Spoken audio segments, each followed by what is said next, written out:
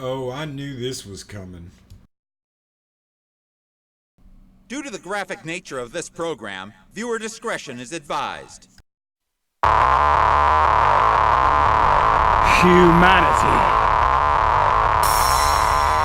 Look how far you've fallen.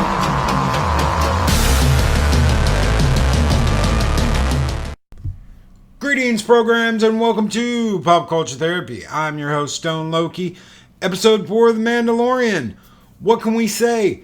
I am seeing what Jon Favreau is doing. I am seeing what he is doing, and he is going back to classic storytelling, which is what we all wanted.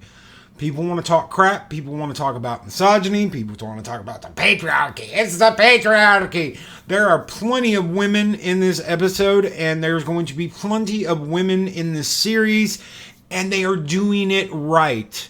And they can sit there and they can talk about misogyny. They can talk about the patriarchy. They can talk about sexism. They can talk and talk and talk and talk and talk.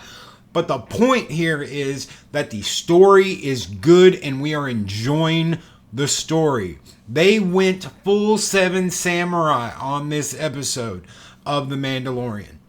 Classic storytelling. And that goes back to the original Star Wars. George Lucas took a lot of things and combined them to make the original Star Wars movie, Episode 4, A New Hope. They have gone back to basics with The Mandalorian.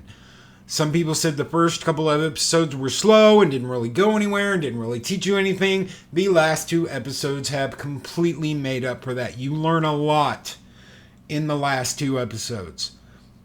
One of the things you learn about in this episode specifically about the Mandalorian is if he takes off his helmet in front of anybody, he is done. He has not taken off his helmet in front of anybody since he became a Mandalorian. Since he was a child and started his Mandalorian training, he has not taken off his helmet in front of anybody. Yes, he takes his helmet off to eat and do whatever, maybe sleep, but he has not taken it off and shown anyone his face since he was a child. Very, very interesting. If you go back into the lore, the Legends lore, which who knows what's canon anymore and what's not, the Mandalorians have a big deal about the helmets because Revan, the Jedi Revan, defeated the Mandalore, the head of the Mandalorians, and he took his helmet, and it was a huge dishonor to all Mandalorians. It was like kicking their leader while he was down, and he took the helmet and he hid it. He hid it away on a planet so that nobody else could have it and become the next Mandalore.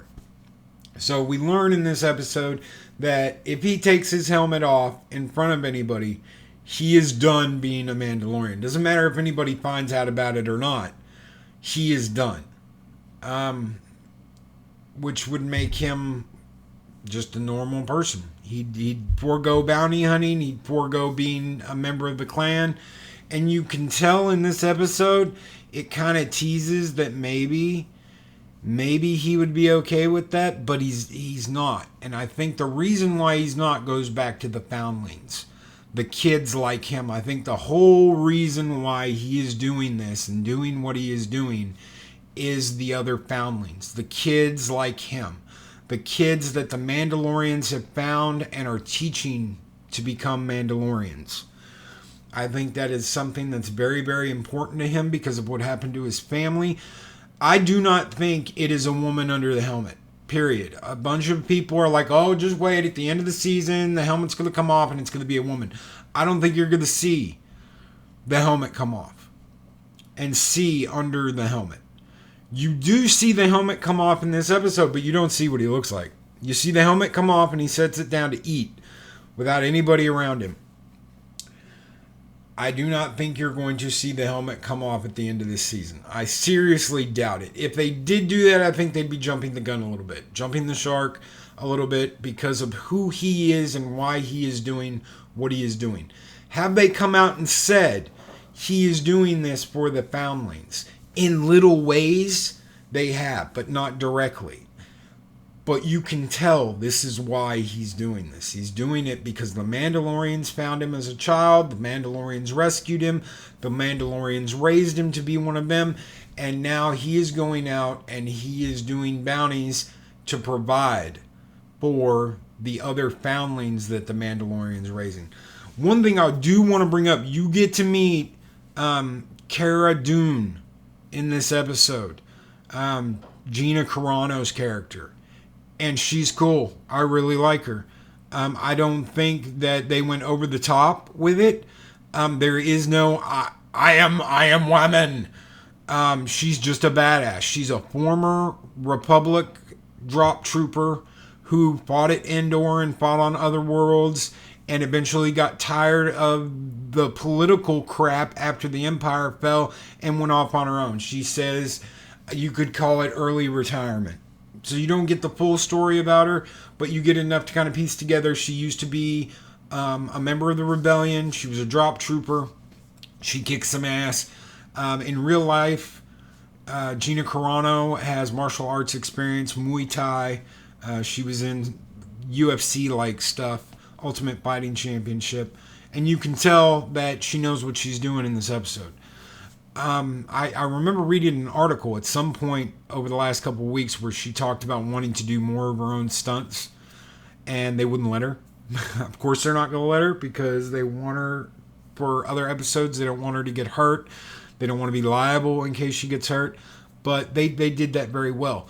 This whole episode 4 is Seven Samurai, just with the Mandalorian and Cara Dune helping the village. There's not much more to say about that besides how cute Baby Yoda is. Again, everybody's talking about Baby Yoda being the cutest thing in the galaxy far, far away.